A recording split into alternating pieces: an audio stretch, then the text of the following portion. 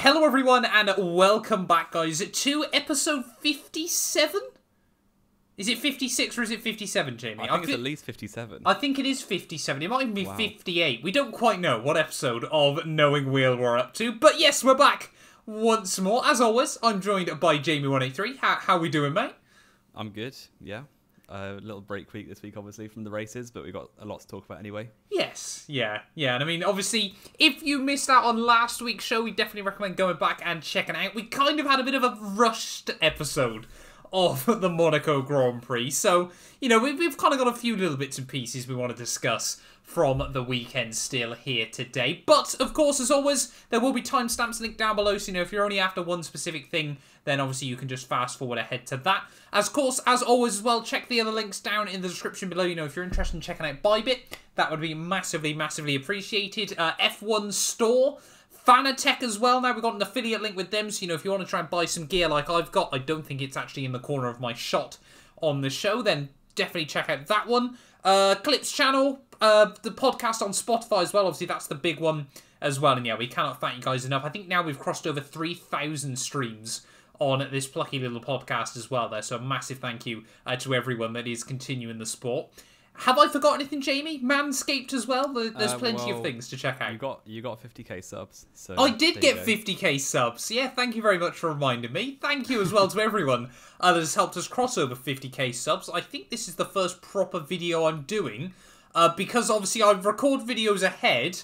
And then I was saying, hopefully we'll hit 50k subs, but I didn't want to say thank you for 50k subs if I hadn't hit it yet.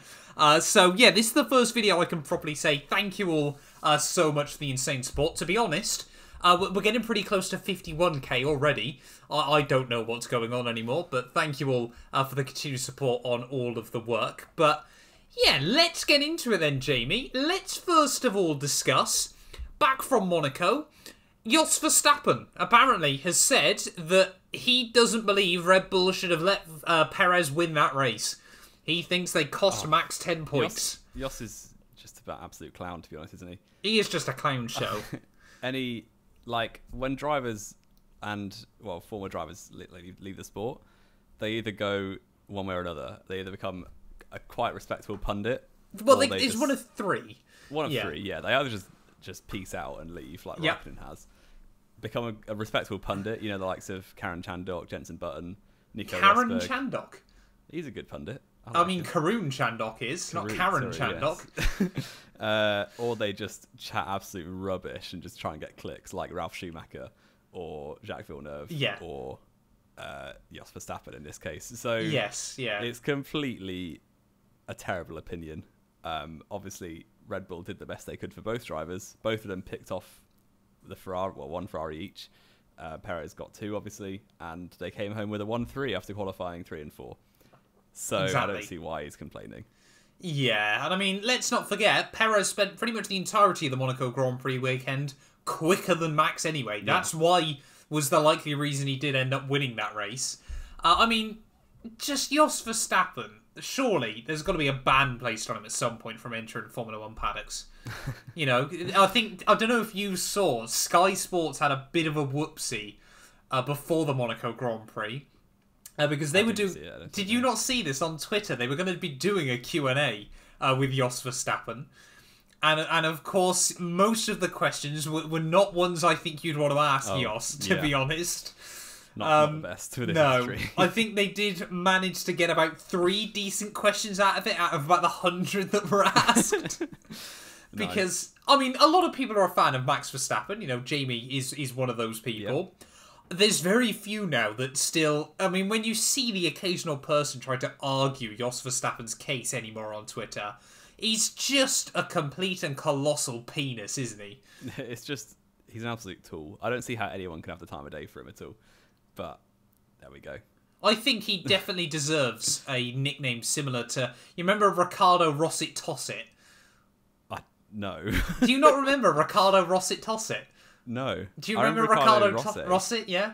His nickname was, Rossit Tossit. I reckon we have Toss Verstappen. Right. The viewer discretion is advised for this podcast, by the way. Yep, exactly. We're going in hard this week on Jos Verstappen because he is just a apocalyptic dingleberry.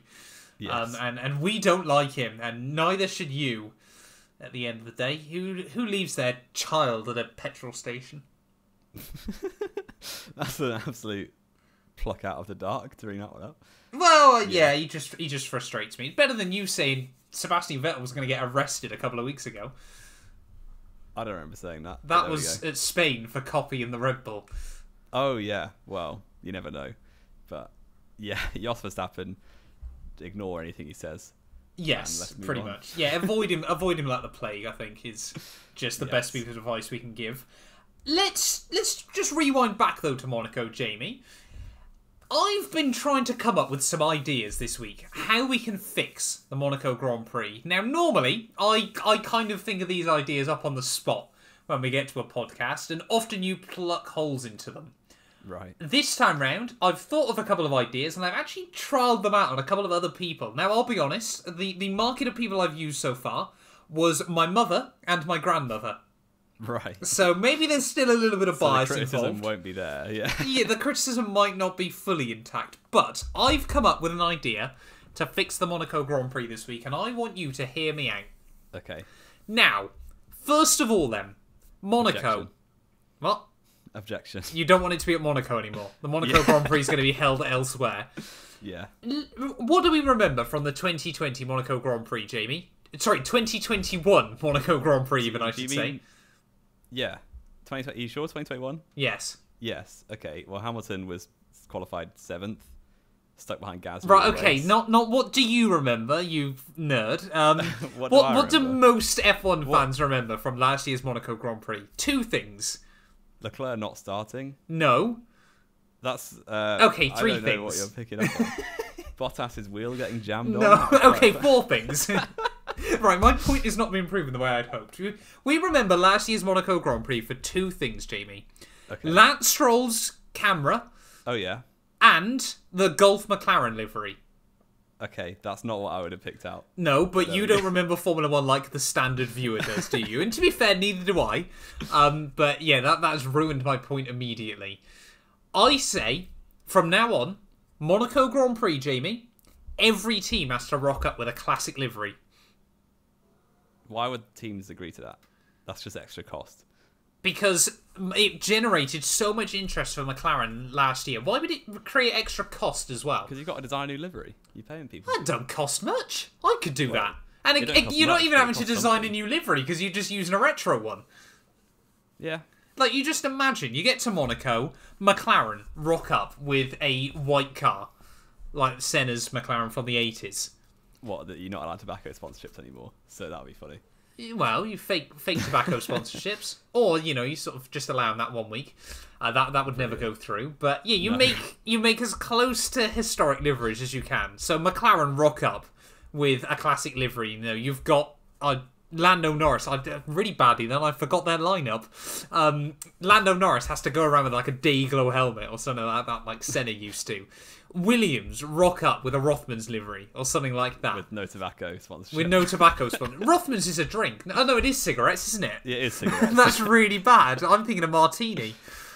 Well, Alpine turn up with a JPS Lotus, which is a tobacco sponsorship. Yes, exactly. They all show up with classic liveries, or made to look like classic liveries. Immediately, you're plucking holes into my plan. But I am. I'm sorry. That's the gist of the idea. You come with retro style, retro themed F1 liveries. Then, Friday, fairly normal running. We get to Saturday, Jamie. Now, because of course Monaco is completely normally defined by Saturday, there's more at stake. It's 10 points for pole position at Monaco. Okay. And it goes 10, 9, 8, 7, 6, 5, 4, 3, 2, 1. So everyone inside the top 10 is going to score points. However, because as we saw, thanks to Yuki Tsunoda last weekend, if ever there's a red flag at Monaco, not only does it screw you, it screws all the cars behind you in a session. Yes. We're sending the cars out one by one in reverse championship order for one reason and one reason only. What's the reason? As the track grips up, of course, it won't be at the same pace as it does normally now, obviously because in Q1 you've got 20 cars going around, but it will give the cars that are lower down the order a slight advantage. It won't make enough difference that it's hugely influential, but it will make things a little bit more interesting. And One of thing you course, haven't thought about, or you maybe have. Weather. What if it rains? you delay qualifying. Right. Okay. You have rain delays like NASCAR. Just build a whole glass roof over the whole. I mean, Monaco surely should just become basically a greenhouse at this point. Yeah. But yeah, I mean, weather doesn't often affect the Monaco Grand Prix, so I think most years we can reliably. Apart from last week, where it did. Apart from last week, yeah, and even that was only Sunday. Saturday was fine. Yeah, I suppose. And even then, if it's looking like Saturday might be a bit touch and go, you run qualifying on Friday instead. So 10 points for pole, and then 9, 8, 7, 6, 5, 4, 3, 2, 1. Yeah. And then you run, because obviously qualifying's taken a bit longer, you then run, say, 75% race distance, I think, because, let's be fair, no one wants to sit around for 2 hours and watch the cars go around. Okay. What do we think? Have I made the Monaco Grand Prix a lot more exciting? No. I don't like it. Why? Anyway, it's so gimmicky. The teams would never agree to it. But Monaco is a gimmick. This is the problem I have when people go, it's too gimmicky. At least it's a gimmick track that conforms to the rest of the Formula 1 calendar in terms of rules. It doesn't, though. Making stuff it doesn't. Up. It doesn't. Monaco doesn't conform to the rules. How doesn't it? It's not long enough, and the race distance isn't far enough. It's literally a gimmick already. Well, why not steer into that yeah, skid and at least make it more exciting? And the classic livery thing, I think that would just be so confusing for any new fans. Because they would be nothing alike to what their actual. But the thing is, classic fans new fans aren't watching Monaco anyway because it's a snooze fest. This but they is don't know why. That if it's their first year watching. Yeah, but if it's their first year watching, they go on Formula 1 and they go, Monaco, completely defined by Saturday, and nothing happens on Sunday. And they go, okay, I won't watch this one. I think the point I'm trying to make is you've just got to make Monaco different. At the end of the day, steer into that skid of it's gonna be a weird weekend, rather than just trying to run a normal weekend around a track that can't allow a normal weekend to happen. Yeah, I think what you do is you make the track better and how? make the car smaller. How do you make the track better? There's a little. I saw Will Buxton, a friend of the show, he did obviously. put a couple of tweets out, but that wouldn't work. They would never sign off on that. The whole reason the Monaco Grand Prix is around the part of Monaco it is just because they're used to closing those roads. People can then still live their lives outside of those roads. Was like just before Portier, you just turn left. Yeah, I know, I saw that. And that makes the whole straight longer through the tunnel, which gives people more of a chance into the chicane. Yeah, but you can't. They won't. Yeah. There's not enough runoff.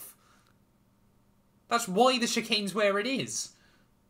I feel like that's a lot more likely than changing the entire rules and race weekend for 1 week.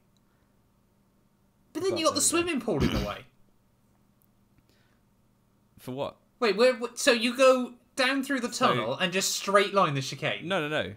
You just do the chicane like normal. Hey? So you turn left at Portier and then do a hairpin and come back. What, so you go round that little roundabout? Yeah. Well, it's not going to make much difference.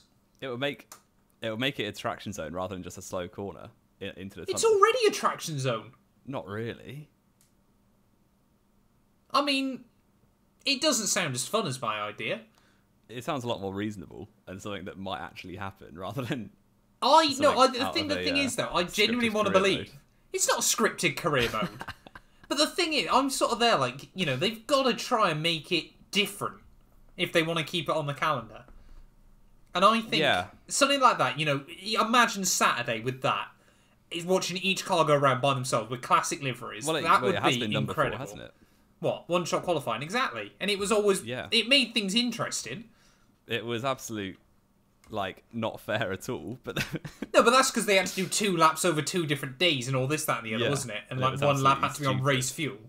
But then you wouldn't have all these things. You just have low fuel run, 1 shot, out lap, push lap, in lap. Simple as that. And, we both look back, Kimi Räikkönen's iconic 2005 lap from Monaco. The jewel in the crown takes another twist. Kimi Räikkönen, will he be on pole? Almost half a second. That's iconic, because he was the only car out on a lap. Yeah, it would mean you don't miss stuff as well. Exactly. And a red flag means you're starting last, and no one else is screwed. And no one else gets screwed. That's true, actually. I'm slowly bringing it around here, I feel. I still don't think it's a good idea. Why not? Why don't you think it's a good idea? It's a very, it's all for the show. Yes, but that's what Points- Formula One's trying to do. Yeah, That's the whole points point. on a Saturday is just a bad idea. I wouldn't say so. Like I don't mind the idea of like one shot quality one at a time, if it was just to set the grid and then make it able to be a good race as well. But I think the thing is that if you do find the track ramps up, so cars lower down the order have got an advantage, making Sunday have slightly less of an effect than a normal race weekend just then means people aren't going, oh, well, it completely ruins the sport if Mick Schumacher can win a Grand Prix just because he did well on Saturday because he's done useless the rest of the year. Yeah. I don't know. Let us know what you think. I'm not won over. I feel I have fixed the Monaco Grand Prix there. Or contact Ross Brawn and let him know. I will. I've already sent him an email this week. He'll be on the show next week. He will. He'll be here to discuss ideas with me. I'm gonna make Formula One better. I think, genuinely, Jamie, I've fixed the Monaco Grand Prix. Not only would it be exciting for OG fans, it would get new fans involved, and imagine how many people would just tune in to watch Saturday that normally therefore wouldn't. Yeah. Yeah. I've made Formula One better. I'm not convinced. I have fixed Formula One. Monaco, you can thank me. I will shake hands with Prince What's-His-Face. What is his name, actually? Albert Sunning. Prince Albert, yeah. Yeah. That's the one. Prince Albert, or is it Prince Philip? I look forward to the title of this podcast being How to Fix Monaco. Matt fixes the Monaco Grand Prix. Yep. Shall we move on? We shall move on. Let's move on then to Nyck De Vries, apparently, is worthy of an F1 drive again, apparently. Yeah. Well, you say again like he ever had it before. Well, people every other year say he's worthy of it.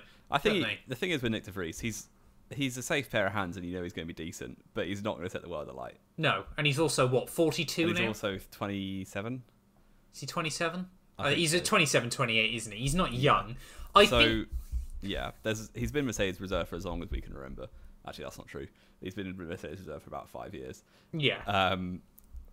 Yeah, he would do a solid job. He wouldn't pull up any trees, and he wouldn't win a world championship. But no, if someone wants to take a risk on a very low cost driver, I don't see why not. I mean, he would be the cheapest date probably around at the moment, wouldn't he? Yeah. And let's be fair, what Williams have actually said there when you read between the lines, because it was Williams' Dave Robson who was giving him the praise.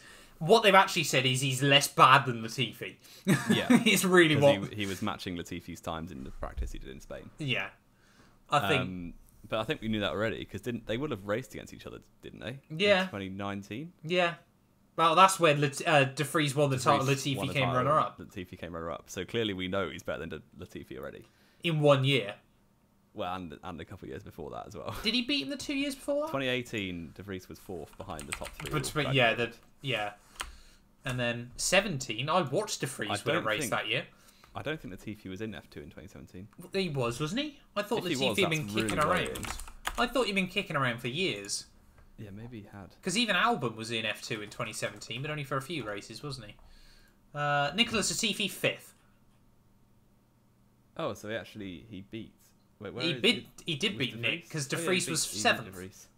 Fair play. In the rookie seasons, Latifi was better, and then every season since... Wasn't Nick kicking around in F2 longer than that? Surely not. I thought he'd been in F2 for years, just like on and off before that. Oh, wow. I thought he was in like 16 and 15. 2014. Yeah, I thought he had been kicking around forever. Yeah. How did he make it to F1 if he did? But he didn't. Oh, what, Latifi or De Vries? Latifi. Oh, I thought you meant De Vries. Well, he did parts of 6 seasons. I say, because he did a few races, didn't he, elsewhere? That's mad. Yeah. But yeah, De Vries is decent, apparently. Yeah. We knew that he's slightly less bad than Nicholas Latifi. Yeah, so he might be the 19th best driver on the grid. Well, Oscar Piastri. Well, yeah, he's definitely better than Latifi. We need and De Vries. Yeah, probably. Oh, yeah, I'll give you that. He is. He just is, Jamie. Come on. The experience would play into it, I think, a bit. But... Yeah, I don't think Alpine are suddenly going to be selling off Piastri to Williams. I think, Nyck De Vries might just be, if they are now fully stable down at Williams, you'll take all the Canadian money and then bin him off for someone slightly less bad. And then just hope Mercedes give you a lot of parts for the rest of the time. I mean, I'm still under the impression that we might see Williams go down Red Bull powertrains and become another Red Bull. That would be interesting. Another Red Bull organisation. Well, they've been powered by Honda in the past, but that was obviously many years ago. And Renault. Yeah. So, yeah, Williams have got a bit of a tendency to just change engine manufacturers every now and then. Yeah, I could see that. And then obviously they've got the connections with Albon. Exactly. This is why I think Red Bull are pushing it. I think there's Red Bull pushing it more than Williams. I reckon Red Bull are willing to go, you know what, actually, we'll give you some cheap power units. You know, we'll give you a few more parts that we can. Because obviously AlphaTauri don't use very little at all now from Red Bull, do they? They're kind of their own team entirely, within reason. I think we could see Williams kind of lean, you know, maybe get a bit cozy with Christian Horner. You know, then maybe you've got, what, 3 teams powered by three Red Bull teams. 3 Mercedes, 3 Ferrari. Teams, but then no other teams would have any junior team. Red Bull have effectively got 2. I guess Ferrari and Alpha. And Haas. Yeah, and Haas. Ferrari still have a bit more. Just Mercedes don't know how to manage their young drivers. Well, Mercedes, let's be fair, at the moment, haven't really got any young drivers. Fred Vest is a bit mediocre. I think even that's probably a compliment for the F2 year he's had. He recovered a bit at Monaco, didn't he, last weekend? But still hasn't been brilliant this year. No, Apart from and then Nyck De Vries is the young driver. He's 27. Yeah, and now you've got George Russell in the car. They're kind of going, oh, great, we can't really do a lot now. Yeah, this is it for the next 15 years. Yeah. So Hamilton's still going to be in F1 at 52. Still I Rise will take a whole new meaning for him at that age. It would take a while by that age. Still I Rise on occasion. That's outrageous. Right. Back on track. Perez and Sainz. An article's been published this week talking about why smart and capable Carlos Sainz can still be a factor in the 2022 title fight. We've already spoken a little bit more about Perez. Do we think these two could actually battle it out with their teammates this year? I don't see it, personally. In terms of long-run championship fight, I just don't see it. Because I think the normal races that we've had, which obviously, like on normal tracks where it's easy to pass and pace is just what defines where you are, Leclerc and Verstappen are so far clear of everyone else. Like, I remember the start of Miami when Perez and Sainz were 3rd and 4th, and Leclerc and Verstappen just drove off. Same in Saudi. Similar happened in Spain, if I remember correctly. I think, until Verstappen just drove into gravel for the laugh. But, yeah, I think one-off races, kind of what we saw last year with Perez and Bottas almost. Like, they'll both get wins. Perez already has one. I think they'll get more. And Sainz certainly, I think, will break his duck for race wins, but I really struggle to see how either of them wins a championship with the teammates they have. Yeah, and this is kind of the horrible thing, isn't it, as well? Because I think we both can probably accept that neither of them are going to be capable of going the distance. I think, to be honest, sort of pre-season, it was the whole discussion, really, wasn't it? Was, you know, if Ferrari have got a quick car, are they going to have issues with Sainz and Leclerc being so even? Leclerc has come out the gate just ready for a fight this year, after obviously what went wrong last year. And I think we can both sort of accept, you know, on reflection, we like to sort of big up Sainz last year, and he did have a good year, helped by the fact, you know, Leclerc probably didn't have a particularly brilliant year, and of course every other driver that had moved teams really struggled where Sainz didn't. But yeah, I think he was a lot more on top of the car last year. Last year's car suited him as well. It was probably a best case scenario for Sainz and Ferrari. You know, it's not discussed much elsewhere. Ferrari were very accommodating towards him. Whereas, you know, it was like he was saying, you know, Ferrari were allowing him to use his McLaren clutch and things like that. Or, you know, obviously on like the paddles. Yeah. And obviously Ricciardo was going, I never got any of that. I just had to jump in and adapt. Which he didn't do very well. Which he still isn't doing, and we'll discuss that further in the episode. It's difficult, isn't it? Because both Perez and Sainz, and again, there is very much Bottas energy. They give you those glimmers of hope where one weekend you think, how is this guy not World Championship material? But it is just glimmers of hope, unfortunately. Perez has done it more this year. He's definitely been better this year than last year, for sure. But it's also helped by the fact, you know, this is the first time he's ever been with a Red Bull car that he's helped develop. Yeah, and Max has had a lot of bad luck, which makes the gap look a lot smaller than it should be. Yeah, but Perez hasn't been just all plain sailing. No, but he's only had the one DNF. He's only had the one DNF to Verstappen's 2, I agree. Should have won Saudi, though. Yeah, that's true. Let's not forget that. Yeah. So not only did he lose 10 points there, Verstappen also gained 7 because of it. And that pretty much obviously negates a DNF. Well, Perez lost 13 points because he went from first to fourth. He did go 4th, wasn't it? Yeah, so really, yeah, Verstappen pretty much gained a DNF's worth of points there. I don't think the gap's much more than it should be. Yeah. But then, yeah, people bring it in Spain. I think Verstappen would have won that anyway. Verstappen, I think we can both accept Verstappen probably would have won that anyway. Yeah. But I don't genuinely believe the gap is, probably more than 10 points either way, more than it should be, fairly? Maybe not. I think that once we get to more normal circuits, like week in, week out, the summer period will really define a season like it always does. Yeah. I think you'll just see Verstappen and Leclerc being so relentlessly consistent. Exactly. We'll have to wait and see sort of how that happens. Whether we'll sort of see them, go to their Hamilton-Verstappen battle levels last year. But even then, Verstappen had such a dominant car during the summer stretch. He did. No, you can't deny through both Austrian Grand Prix weekends. Not only obviously is it a very good track for him and a Hamilton-Mercedes bogey track, but those few races, Red Bull did have a stronger car. Yes, they did, yeah. For a lot of that period. Yeah, I think we'll have to wait and see, though. But not only do we not, I think it's fair to say either of us believe Perez and Sainz can probably go the distance. At some point soon, decisions will have to be made. And unfortunately, I don't think either of them will be allowed to go the distance. I think Sainz is less likely to have direct team orders against him. I wouldn't be so sure. Ferrari are known for being a bit... Yeah, I feel like he'll be less... Fernando is faster than you. He'll be less accommodating to the team orders than Perez is.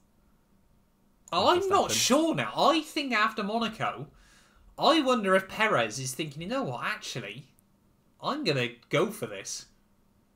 Well, he's a Baku specialist as well, so you never know. Exactly. He's good at Baku. It's another street circuit. We could...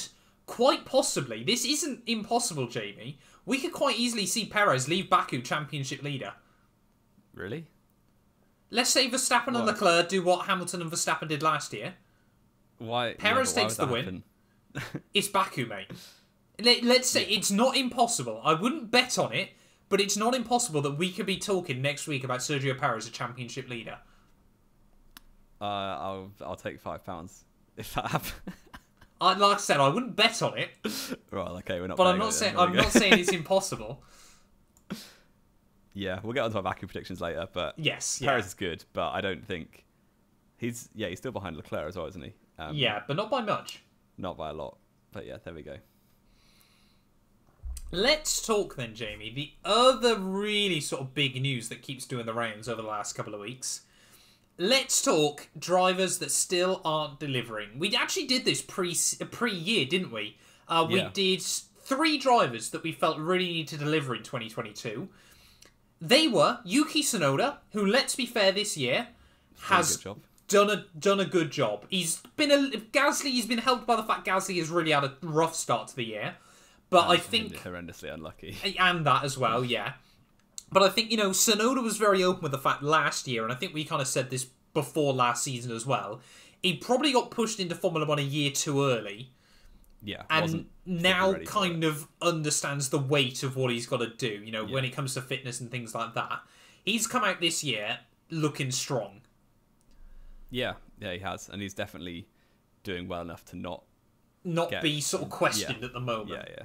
There's 2 other drivers, though, we spoke about last year, Jamie. Can you remember them both?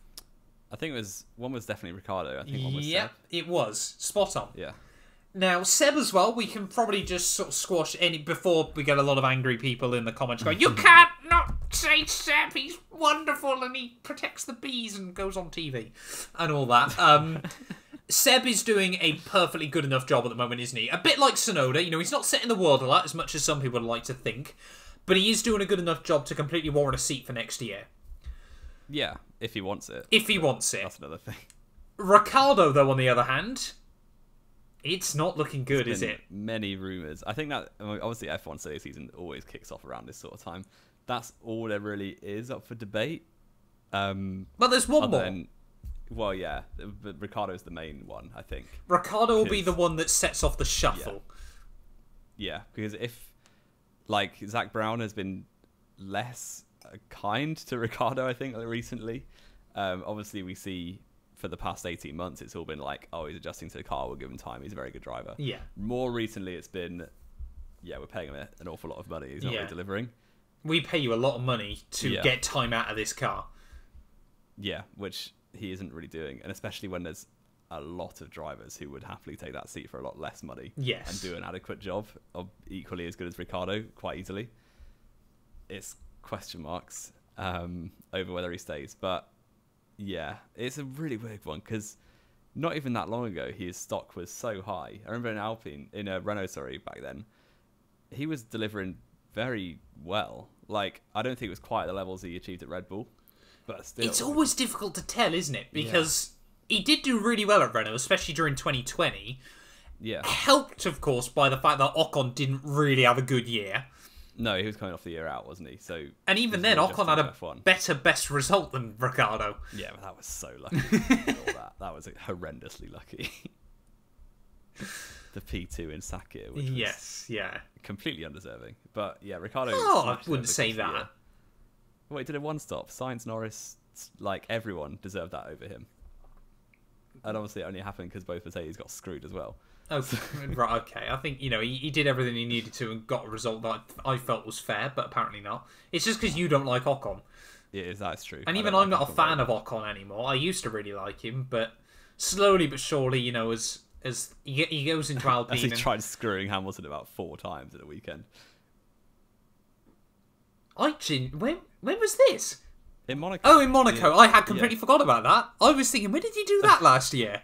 No, you're absolutely right. Yeah, no, we hate Ocon. This is an anti-Ocon podcast. No, I'm joking. I mean, he's a good driver still, isn't he? And you kind of forget he did have that year out in many ways. Yeah. Because he's doing well this year. I don't think the points gap should be as big as it is. No. But he's doing well, so we respect him. But yeah, Ricciardo, anyway, back to point, should be doing better at McLaren. And there's a lot of rumours about people who could be replacing him. Well, it kind of ties into what was going to be one of our last points before we get into Baku predictions, doesn't it? This is kind of where we thought the shuffle might happen. Of course, after the Monaco Grand Prix, as the drivers were leaving the podium, Perez kind of accidentally confirmed he was re-signing a Red Bull. Because it was quite clearly visible. He went to Christian Horner, I re-signed too soon. Yeah, could have got a cheeky little bonus after signing on the back of a win. Yes, yeah. Now, let's be fair, I don't think any of us, unless Perez suddenly turned around and was useless for the rest of the year, none of us were really going to question he was going to re-sign with Red Bull. Yeah. But it does mean there's one man down at AlphaTauri who spends a lot of time liking things on Instagram. I can't imagine he liked that post. Oh, he did. Did he? Everything is liked by Pierre Gasly, come on. Oh, Pierre, I love you, man. But so he's looking for some sort of way out because he's just stuck in AlphaTauri rotting at the minute, really. Well, he's signed for the end of next year, isn't he? I don't think he is. I think it's just the end of this season. I thought he was signed to the end of next year. Let's find out. I'm trying to find out now quickly. He's on $5 million a year. With Gasly, we still have until 2023. Yeah. So this is technically his last year. I mean, if he can't find anything better, I think AlphaTauri would probably keep him. I think it is the end of 2023, looking at it. According to Helmut Marko, we'll likely lose Gasly after 2023. Wow. And that article was posted 2 months ago. Oh, fair enough. But even so, he's on such a low contract. McLaren could buy that out. Buy out. Yeah. Yeah. So I think Gasly to McLaren, I think that's a reasonable bet. Like, we did our 2026 predictions a while ago. Yes. I think we both had him in Mercedes eventually, which I still think will happen. But he just needs to stick around long enough for Hamilton to leave. Yeah. And maybe going in the McLaren Mercedes is a good stepping stone to that. Possibly. This is the kind of... I'm going down a different mindset of, I think if he goes to McLaren, that might be him closing the door to go into Mercedes. Well, I mean, it would be harder to get him out of McLaren than it will be to get him out of AlphaTauri. Yeah, yeah. But even so, I think once Hamilton goes, there's no obvious candidate if they want a subservient number 2 to Russell by then. Yeah, and I mean, would Gasly be a subservient number 2? I think he's... Maybe not out of as a Gasly choice. fan, yeah, I don't think he's got the pace to run with Russell all season. No. But he'd be like a Bottas character where he's quick enough, but not quick enough to get in the way. I reckon I don't know, actually. Now you've said that. You think last year he ran a really good campaign. He did, yeah. But his race pace was always worse than his quali pace. He definitely had a very good qualifying car, but I don't think he's quite as good as Russell. Is the other thing. Which No, I think would suit Mercedes very well. I don't think he's as good as Russell, but I don't think he's that far away. Actually, I don't know. I think, you give Russell a bit more time, because I think the other thing we always forget is Gasly's old. He's not old. He's 26. That's old. I mean, Hamilton got into F1 at 23. Yeah, but that was 15 years ago. 26 is not particularly old for an F1 driver. Like, it's not old for an F1 driver, but it's not young anymore. No. But yeah, I think if Ricciardo goes, I think Gasly would be the obvious replacement. Yes. Unless they want to take a gamble on Piastri, which I'm sure you'd love to see. I would pay good money for that. And I think, McLaren... Right, here's an idea then for you, Jamie. Let's say Ricciardo has an awful rest of the year and decides, you know what, I'm going to go race in NASCAR. Or something like that. Right. Yeah. They give Piastri a 1-year deal, but they put a deal in principle with Pierre for 2024 when his AlphaTauri contract runs out, that if Piastri doesn't deliver, then he's basically got a free seat in that team. They wouldn't drop Piastri if you had the chance, would you? If you put him in for a year. If, say, he doesn't deliver, he has a nightmare year. Like, I'm trying to think. Don't think which Piastri F2 champion did well? Mick Schumacher, really, at the moment. Sorry, were you saying which F2 champion came in and absolutely had a shocker? Yeah. Jolyon Palmer? Well, Giovinazzi, I was thinking, but he wasn't a champion. Actually, no, Stoffel Van Dorn. Gio won it. No, Gio didn't. Gio definitely won it. He was run up to Gasly 2016. Didn't he? I swear he won it 1 year. But now saying that, I can't work out which year it would have been. Palmer was 15. Gasly 16. Gasly was 16. It was 17. Van Leclerc. No, it was Leclerc. Van Dorn was 2014, was he? How old was Van Dorn? It must have been, yeah. That's mad. Wow. Yeah, Leclerc 17. Russell 18. Yeah, it must have been. Gio was already in F1 by then, wasn't it? Yeah. Okay. Okay, anyway. I think if you got Piastri in your seat, no one would be putting in deal immediately for ways to get him out of your seat. Let's say then, let's add to that then, Jamie. Let's say Piastri runs a good 2023 campaign. Alonso decides, that's it, I'm calling it a day now, I'm not going to win that third world title. And Alpine are willing to pay McLaren big money to get him back. Yeah, I can see that, definitely. The pieces all start to fit the puzzle, don't they? Or, I still think, I said this in the 2026 video, go and check it out, but once Red Bull get bored of Perez or he gets too old to be good, I see Lando Norris in that. I said this! I said that as well. I've said this for so long. I still firmly believe Lando Norris will be the key to Red Bull having 2 top drivers. Yeah. Yeah, and whether they want to manage that, I don't know, but he would do a stellar job. Because the only other thing I can think of is maybe Lando goes to Merc? I don't think they'd want a Hamilton-Rosberg situation with Lando and George. But I'm not convinced they would get a Hamilton-Rosberg situation. Oh, if it's just them two fighting for a title, they absolutely would. If it's just those two fighting for a title, potentially. The thing is, what worries me is I just don't see a world in where McLaren are championship threats still, unfortunately. And I just think, Lando Norris deserves that shot at the world title. Lando will have to go somewhere, yeah. But I can't see him ever going to Ferrari. Yeah, unless something major goes wrong with their current lineup, I don't see that. Because Leclerc is probably just going to be a Ferrari lifer. Well, you see what Ferrari does to people, I'm not sure. I really do believe Leclerc is going to be Ferrari's only shot for a Schumacher recreation. in modern day. Potentially. And, yeah. you don't want to sort of live too much in the hypotheticals and things like that, but won his debut race for Ferrari. Won his debut Italian Grand Prix for Ferrari. Schumacher did that. So did Fernando Alonso. I will admit that as well. Yep. Alonso was sick of Ferrari after 4 years and 2 failed championships. Yes, but I don't know what it is, but I just feel that Leclerc just has that X factor that Ferrari... What, Alonso doesn't? No, but in a different way. The thing is with Alonso was he was never going to be a Ferrari lifer because of Alonso. Leclerc... he has this tendency to make teams really annoyed with him. Exactly. Alonso was always a driver that was going to win titles based on skill, but he was never going to be able to stay somewhere for too long because he was Alonso. Leclerc has been completely set up from junior Formula to win titles with Ferrari. Yeah. And we've never really seen that anywhere else. Well, because even Schumacher wasn't. Not with Ferrari. Not with Ferrari, no. But that's what I mean. I'm talking about Ferrari specifically, because Hamilton was at Mercedes, really, when you look back at it. And Russell, yeah. I mean, this is what always I find funny when people go, it's Hamilton made such a gamble going to Mercedes in 2013. It was highly likely he was always going to end up there. He was never a McLaren junior. He was always a Mercedes junior. They always wanted Hamilton Rosberg. He was signed to Mercedes.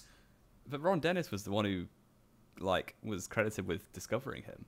Yeah, but he was Mercedes-backed throughout his entire junior career. Mercedes only had the influence to get him at McLaren was because they were powering McLaren. Hamilton was always a Mercedes driver. He's been with Mercedes since he was 13. Wow, didn't know that. Yeah. But he still took a gamble going in 2013. He couldn't have known. But the thing was, Mercedes knew what they were doing ready for 2014. They knew. I don't know if they knew they were going to be that good. I think they had a very good suspicion that they were on for something in 2014. And he just had to sort of get that year in and get settled in with the team. We have gone very off track here. Yeah, we're absolutely waffling. Should we actually talk about what we're meant to be talking about? Let's talk about the other man who is not looking great at the moment still. That is Mick Schumacher. Now, do we think he will be with Haas in 2023? And why is the answer yes, just because Ferrari don't have any other juniors in F2 at the moment? The thing is, if Haas keep on being good and respectable, obviously if it was just a seat filler, an absolute waste, then no one would want to go there. But right now, there's probably other drivers eyeing up that seat. Do we reckon Felipe Drugovich with some of that Brazilian money? Well, yeah, that's the thing. He has had a fantastic F2 year so far. Yeah, and it's taken him 3 years to get his feet under the table, but he seems to be doing all right now. So, but again, we have different opinions on this, don't we? Yeah. I firmly believe, even in his first year, he was really good. If he hadn't... Where did he go last year again? I can never remember. Virtuosi. Yeah. He should have stayed at MP and he would have been a title threat last year. Well, he probably wouldn't have been a title threat because Piastri. No, but he would have been right there still and his stock would have been high. Yeah, he didn't do very well at Virtuosi at all. But he just didn't gel with the team. MP. But him and MP are a brilliant lineup. Yeah, which is really weird. But he's doing an absolute solid job at the minute. I still think other better drivers haven't had the luck they should have had so far in F2. I think the likes of Porsche and Lawson will be right there, and Hauger as well. Hauger, hopefully next year it's going to be. Drugovich has really been taking up all the points he can early season, while those guys are struggling a bit. But let's say he keeps doing that. Yeah, he could, and it's kind of what Mick Schumacher did, and De Vries especially back in 2019. Where you're always saying, "Oh, someone will come and challenge him," and then no one ever did. So, I mean, I did with Mick, but I like with Mick, but De Vries just sort of romped away, and no one could ever catch him. Yeah. So it'd be interesting to see what happens. But yeah, Drugovich, you never know. Someone like him, if Sauber pull the trigger with Porsche getting him into the seat, I could see Joe going to the Haas. That's another good shout. I'm sure they've already slept with the Russians. I'm sure they'll sleep with the Chinese down at Haas. If it comes to it. It's very much in F1's interest as a whole to keep Joe in F1 just for the Chinese Grand Prix in 2023, really. Which is obviously nice for me. I mean, this just boils down, doesn't it, Jamie? At the end of the day, I'm going to say it. I know we always say it. Alpine need a bloody junior team. How many times can we say this? Yeah, it's true. Why won't Alpine get a junior team? I don't even know. Who's Alpine Junior in F2 at the minute? Obviously, they've got Piastri. Lundgaard's not there anymore, is he? Kyle Collet. Kyle Collette. There, but he's in F3. He's F3 still, isn't he? Yeah. He's F3 still. Yeah. Alpine Junior. There's someone good, but I can't remember who it is now. I mean, Kyle Collette was Victor pretty good. Martins is doing good. Victor Martins, yeah, he's having a good year Jack so Doohan, far. he's the one. Yes. He's the one. Yeah, Jack Doohan is another good driver. Good driver. Yeah. But yeah, it's... Yeah, right, it's Alpine need two junior teams. Yeah, but... Yeah, we need more seats. Andretti, Audi, Porsche, get in. Please, desperately, desperately. We need 26 cars on the Formula 1 grid nowadays. Right. Do we get in... Well, we haven't really discussed Schumacher still, have we? Well, I think he probably will be, but that's because F1 teams are boring. Yeah, and whether there's an element of, Ferrari sort of want to keep him around as well a bit, you never know. But I think, yeah, Mick is at least probably going to get one more year. And I've sort of said this earlier on in the year. Let's not forget Mick and the story of the second year, which is an awful strategy to have in Formula 1. Yeah, but to not be good. To not be good, take a year to get used to a car. But next year, I reckon, if he hangs around and he gets better towards the end of the year, he could be one to watch next season. But I think what we're forgetting, Magnussen was always solid, but he was never, top. Podium on debut. At least with Latifi versus Russell last year, we can say, oh, Russell is a top driver, though, so that's fair enough. You can kind of see that with, say that with Joe and Bottas to an extent. I think Joe needs to pick up his quali pace a bit. Yeah. But Bottas matched Hamilton in quali pace, so it's hard to... Not quite matched. Well, he was close. Most of the time he was less than 3/10 off.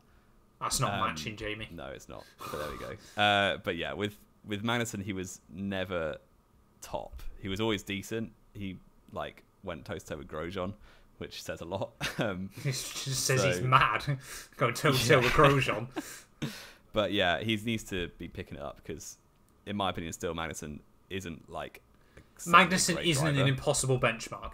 No. Or not that we're led to believe, anyway. No. But, yeah. Do we get into Baku predictions, Jamie? We've had quite a nice, chill, waffly episode this week, haven't we? It's been... I imagine to listen to it's been horrendous. It balances out from Monaco last time, doesn't it? Yeah. Baku predictions. I'm absolutely smashing you. Let's just remind everyone of that. And this is my final guess as well to go first, isn't it? To go first. So it's currently 29 to me and 19 to you.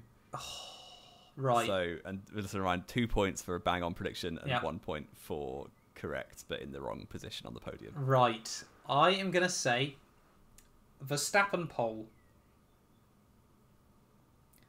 I'm going to say Verstappen, Leclerc, Perez. Okay. That's... I don't want to be boring, but I'm going to have to be. Because I'm going to say Verstappen pole. Yeah. In fact, I'll go a bit... Yeah, why not? You got 10 points to play with, mate. Verstappen win. Because... So you're still guessing the same as me? Yeah, should have won last year if the Pirelli knew how to make tyres properly. You're going to say Perez P2? For Perez P2. Okay. Red Bull 1-2. Red Bull OP. Imagine me saying Red Bull are going to get a 1-2. Who would ever... Who would have thought that? It's not like you're sponsored by Bybit or anything. No. Do I throw a rogue one? It's obviously going to be Leclerc, but I'm going to say Russell. Why not? Okay. Big up Ferrari nightmare. Yeah, Ferrari disaster class following from Monaco. I mean, it does make me chuckle the fact that, Baku even's meant to be quite an unpredictable race, and we've both just gone with probably the most predictable response, but yeah, that's... Hey, Russell Podium is out there, yeah, no, I'll give you that. I meant more sort of for the pole and the win. You're just not giving me a chance to close up points at all. Well, I think that Red Bull should have the fastest car. They should do. Massive straight. Yes, exactly. That was my thinking entirely. Yeah. Anything else to add, though, Jamie, before we round out? Let us know your top 3 down in the comments below, Predict yourself. Predict Let yourself. Us know how stupid you think we are. Yeah. Tell us where we can go fund an Alpine Junior team.